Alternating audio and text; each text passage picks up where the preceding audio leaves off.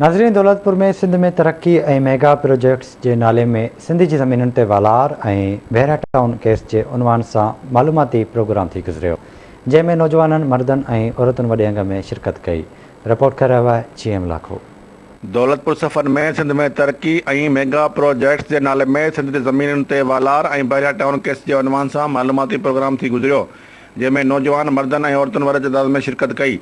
Programme में comrade Mukhtiar Rao lecture ॾिनो ऐं ॿुधायो त तरक्की ऐं मेगा प्रोजेक्ट्स के नाले में सिंध जी ज़मीन भुॻड़नि मुठ ते विरहाई पई वञे ऐं बहरा टाउन बाबति सुप्रीम कोर्ट के केस बाबति मुकमल मालूमात ॾिनी।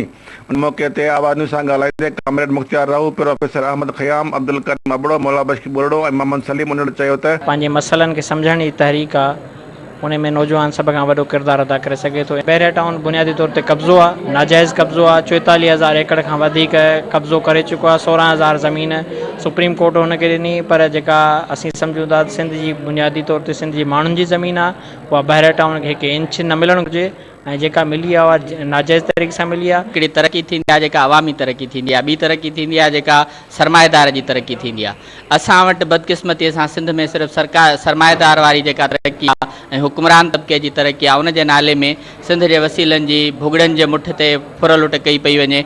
उन जे हवाले सां असांजे दोस्त कामरेड मुख्तियार राव तमामु ज़बरदस्त क़िस्म जी न सिर्फ़ु ॼाण ॾिनी, पर उन जे लाइ दलील बि ॾिना, पूरो बहरा टाउन जो केस पेश कयो ऐं असांजी कोशिशि रहंदी त ईंदड़ वक़्त में अहिड़े क़िस्म जा ॿिया प्रोग्राम कयूं, जंहिंमें न सिर्फ़ु इन जा जेके मालूमाती पासा, पर उन जेके सियासी ऐं समाजी जेके पहलू आहिनि उहे बि असां साम्हूं आणे सघूं। तमामु भलो मालूमात मिली। साईं मुख्तियार राव साहब सुठी मालूमात ॾिनी ऐं इन हवाले सां सभिनी जे लिहाज़ खां इहो मुतफ़िक़ा फ़ैसिलो थियो बहरा टाउन नामन। ही प्रोग्राम इन सिलसिले जी कड़ी आहे, मां सम्झां तमामु बहितर प्रोग्राम त हिकिड़ी मालूमात मिले त भई केतिरी एराज़ी जेका असांजी गैर कानूनी बहरा जे हवाले आहे या ख़ुदि ॿिया जेके प्रोजेक्ट आहिनि, मेगा प्रोजेक्ट तरक़ी जे नाले में जेका तबाही जो जेको असां बुनियादु रखियो वियो आहे सिंध गवर्नमेंट, उन ते हिकिड़ी अवामी मुहिम बि आहे ऐं हिकिड़ी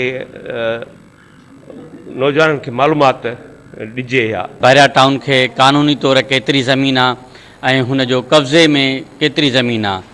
9,000 एकड़ उनखे कानूनी तौर आहे, 42,000 एकड़ ते उन कब्ज़ो कयो आहे ऐं उन सॼे कब्ज़े में सिंध गवर्नमेंट हुन सां शामिलु आहे ऐं अहिड़ा सिंध दुश्मन मनसूबा असां याने नामंज़ूर कयूं था। हिननि मुतालबो कयो त अहिड़ा सिंध दुश्मन मनसूबा रद्द करे सिंध जे अवाम जे मुफ़ादनि वारा मनसूबा शुरू कया वञनि। GM लाखो, आवाज़ न्यूज़, दौलतपुर।